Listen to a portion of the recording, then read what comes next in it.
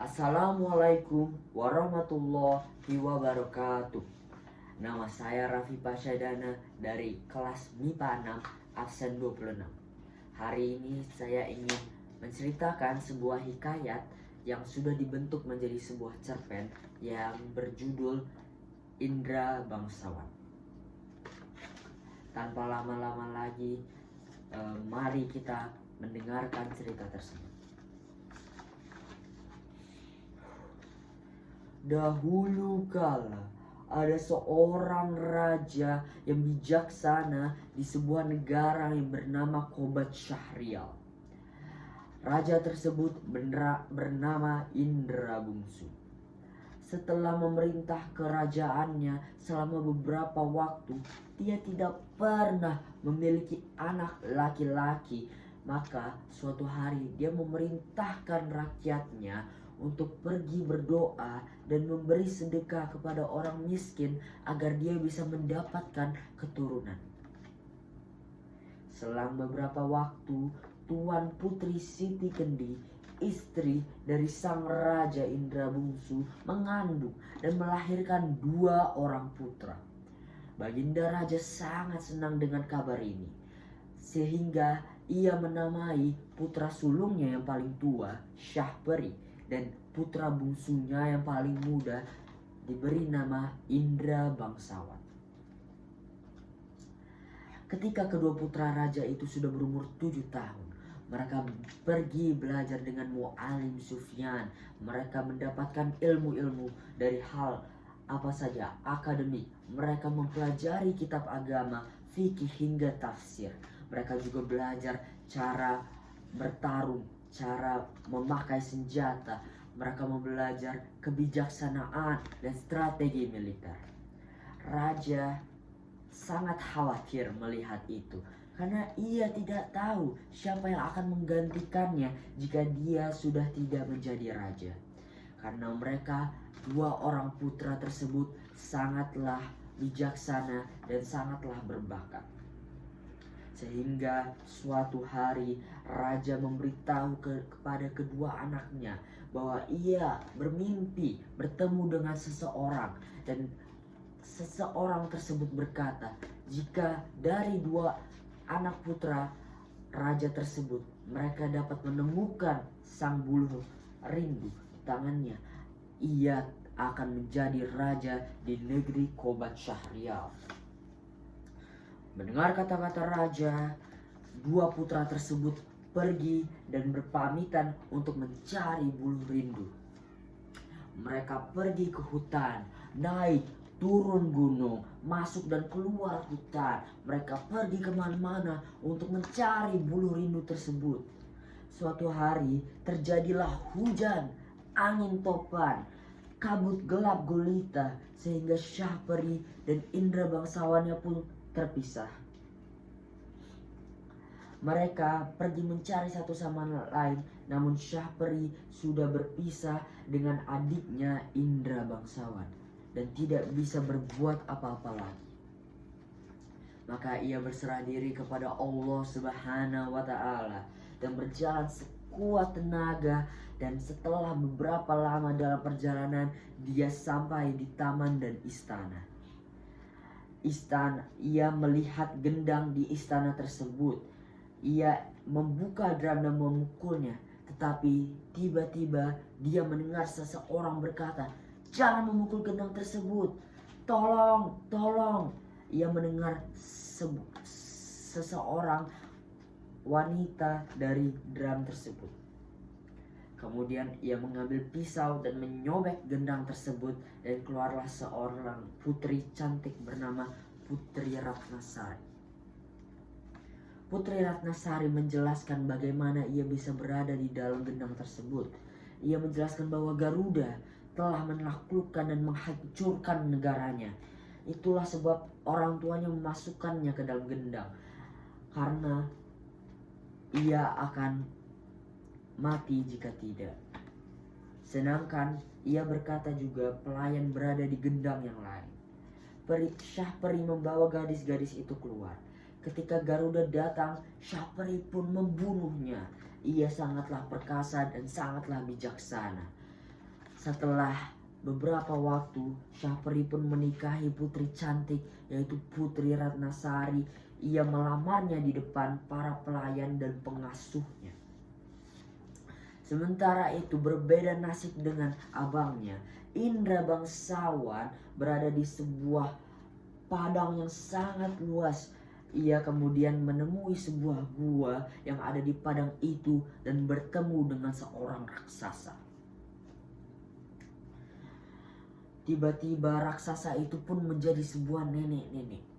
Raksasa tersebut memberitahunya bahwa Indra berada di negeri yang jauh yang dikuasai oleh seorang raja yang bernama Raja Kabir. Ia juga bercerita bahwa Raja Kabir negaranya sedang terancam oleh seseorang bernama Burakso. Dia juga menceritakan bahwa putri Raja Kabir, Putri Kemalasari, bahwa ia sudah ditunangkan oleh Buraksa dan dijadikan sebagai upeti, karena jika tidak Buraksa akan menghancurkan negara Raja Kabir. Dia juga menambahkan bahwa Raja Kabir mengatakan siapapun yang dapat bisa membunuh Buraksa akan dihadiahkan dengan menikahi putrinya yang cantik.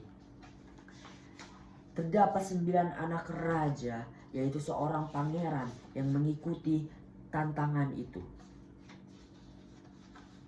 Setelah beberapa selang waktu yang berlalu, sang raksasa nenek tersebut memberikan Indra bangsawan sebuah alat bernama sarung kesaktian dan isyarat yang mengatakan bahwa isyarat itu dapat membawanya jauh ke sebuah tempat yang jauh dalam waktu yang singkat. Indra bangsawan pun tiba di negeri antah berantah disebut dengan menggunakan ilmu isyarat itu. Dia juga menyamar sebagai budak laki-laki yang berambut keriting. Raja Kabir yang melihat Indra bangsawan yang menyamar sebagai budak sangat menyayanginya dan membawanya sebagai pelayan Putri Kemalasari. Putri Kemalasari yang senang melihatnya menamainya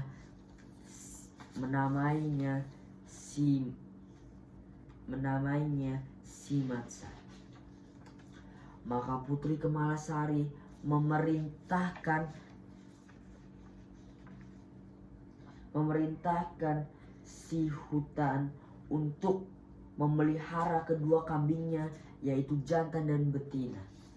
Suatu hari Putri Kemalasari bercerita tentang nasib sepupunya, yaitu Putri Ratnasari yang dinikahi oleh seseorang bernama Syahperi. Karena Syahperi telah membunuh Garuda dan berkata bahwa Syahperi memiliki saudara kembar, Indra bangsawan namanya. Dia membunuh Buraksa, tapi kapan Indra bangsawan akan datang? Tanya oleh sang putri. Putri Kemalasari sedih sekali karena itu si hutan mencoba menghiburnya dengan menunjukkan nyanyiannya yang manis. Karena itu Putri Kemalasari pun tertawa. Suatu hari Putri Kemalasari terkena penyakit di matanya, yaitu matanya yang sakit. Ahli nujum di sana mengatakan bahwa hanyalah susu dari seorang anak harimau yang dapat dengan mudah menyembuhkan penyakit tersebut. Dia memesan lagi. Dia yang menerima susu harimau adalah suami sang putri, kata Raja Kabir. Si hutan pun bergegas mengambil tongkat berisi susu kambing dan mengikatnya ke pohon. Maka dia duduk dan menunggu apa yang akan terjadi. Cangkang sihirnya yang dia ambil seperti kembali keadaan semula sebanyak kali. Kemudian 9 putra raja sang pangeran mendatangi si hutan dan meminta susu tersebut yang mereka kira itu adalah susu harimau. Indra bangsawan mengatakan susu tersebut tidak diperjualbelikan kecuali ke-9 anak raja tersebut berani untuk dilukai. Maka ke-9 anak raja tersebut membuka pakaian mereka dan memperlihatkan tubuh mereka untuk dilukai. Dengan senang hati mereka mempersembahkan susu atas pemberian dari indera bangsawan.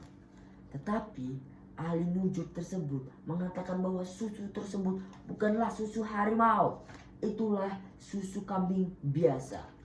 Pada saat yang sama indera bangsawan pun masuk dan memberikan susu harimau yang asli kepada sang raja.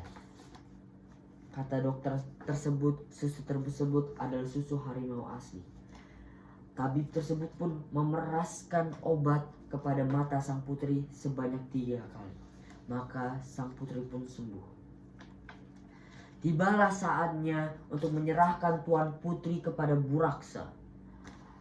Yang mulia Raja Kabir memerintahkan rakyatnya untuk membuat kursi kerajaan di tengah padang yang luas, yang akan menjadi tempat duduk sang putri. Sebuah bejana berisi air ditempatkan juga di bawahnya untuk diminum oleh Buraksa. Di sana 9 putra raja bisa bertarung untuk mendapatkan hati sang putri. Siapapun yang membunuh Buraksa dan mengambil hidungnya yang 7 dan matanya yang 7 akan menjadi suami sang putri, kata sang Raja Kabir. Jadi tibalah saatnya sang putri duduk di tengah lapangan. Si hutan yang mengetahui itu langsung pergi menemui sang nenek raksasa, dan diberikanlah seekor kuda hijau dan mengajari caranya untuk membunuh Buraksa.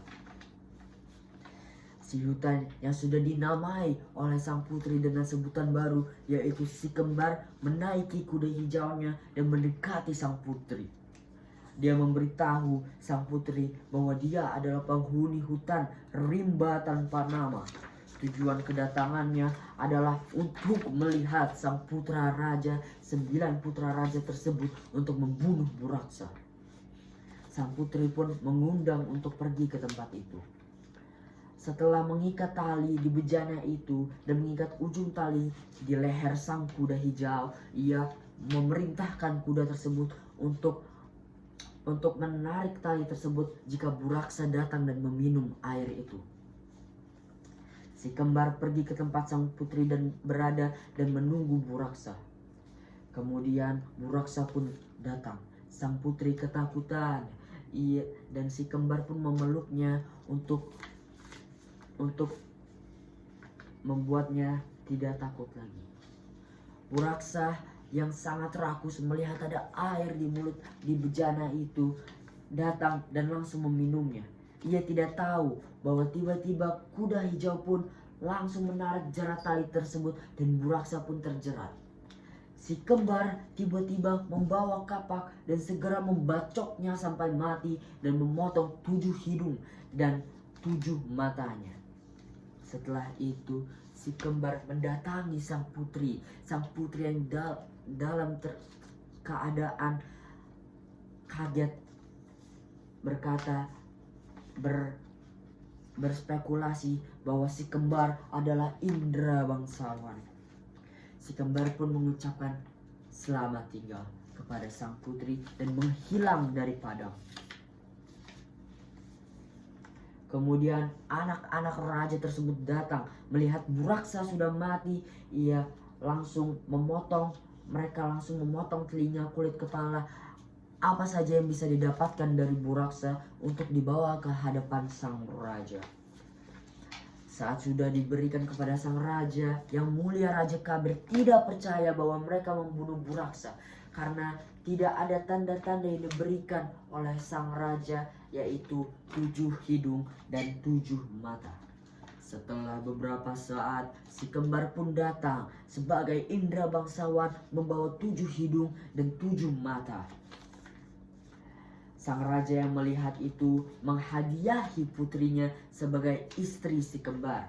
Tapi si kembar atau indera bangsawan sekarang menolak, mengatakan bahwa dia hanyalah hamba yang hina dan hanya ingin membantu. Namun terkejutnya ia karena sang putri malah menerima si kembar atau indera bangsawan dengan senang hati. Itulah cerita pendek dari saya. Mohon maaf jika terdapat kesalahan kata. Wassalamualaikum warahmatullahi wabarakatuh.